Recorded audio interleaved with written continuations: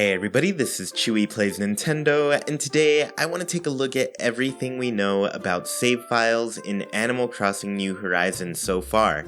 We recently saw a trailer that showed off the title screen for New Horizons, and at the bottom corner, there was some text that read, Save Data Settings. This got me wondering about how saves are going to work in the game.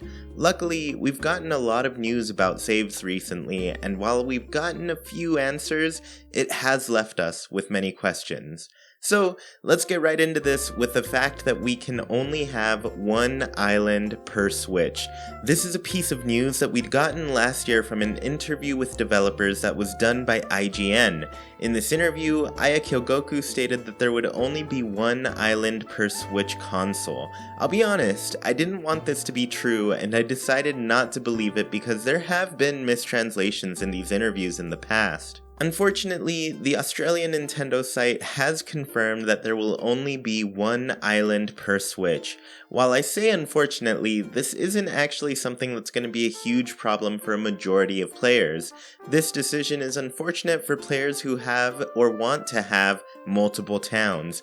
If you are satisfied with one town, this isn't going to be a problem for you. For those who want more than one town, this is going to be the most expensive Animal Crossing game to do so.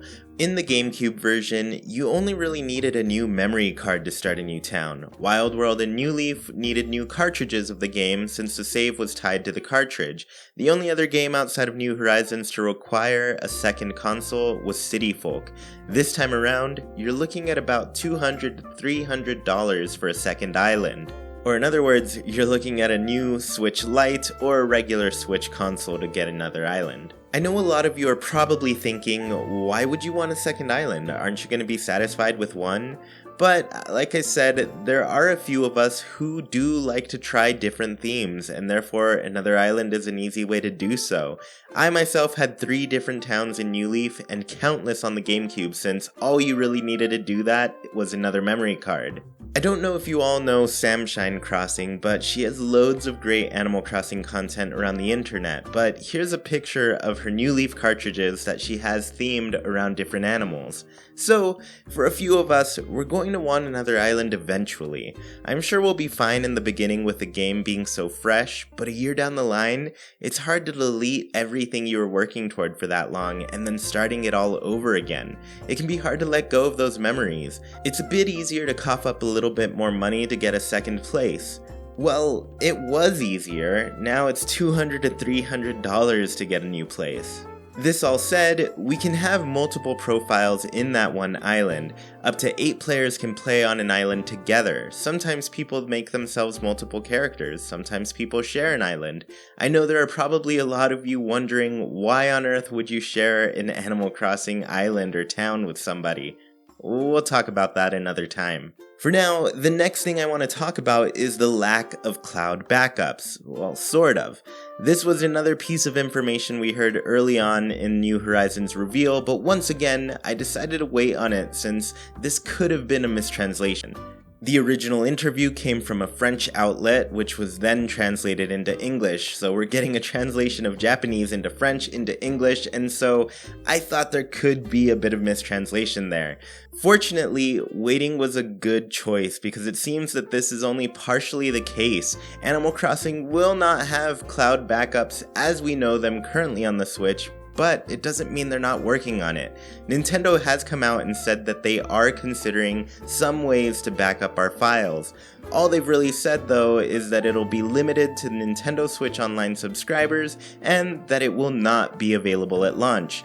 They have decided on this in case a Switch is stolen or damaged. Most people are afraid it'll be similar to those days of the 3DS where it was very difficult to get your games back if you lost your 3DS or it was stolen or broken. This is a step in the right direction, but I wonder why they're making it so complicated. I've talked about Switch save files a bit before, but overall, I think it's better that we have a way to back them up. Hours put into Animal Crossing games work very differently than hours put into other games. Progress isn't made solely through hours played, it is also made by the days passed. As an example, my brother played New Leaf for a month before his file corrupted unexpectedly. He lost his entire town that he built up, and he just couldn't get back into the game after that. He'd lost a month of progress. The personal connection that he had with that town wasn't something that could be replaced simply by starting over.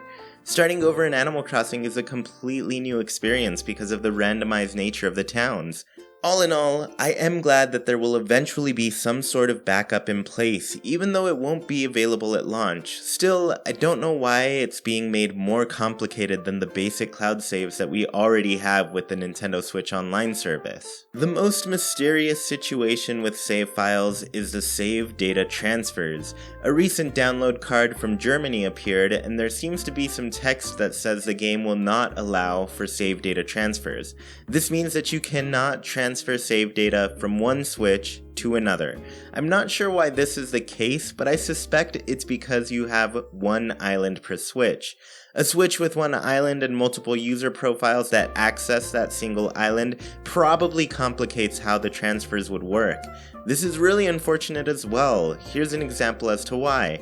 Nintendo just released a very beautiful Animal Crossing themed Switch console. They are currently sold out, and I'm sure some people out there are interested in purchasing one. Well, say somebody upgrades to one of these nice new Switches after starting an island on a previous Switch, maybe a month after the game has come out. They cannot transfer their island that they've worked on for a month over to that new console.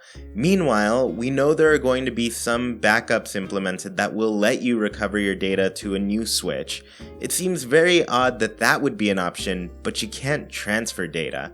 This situation is by far the most confusing, and it's something I hope Nintendo clarifies before the game releases.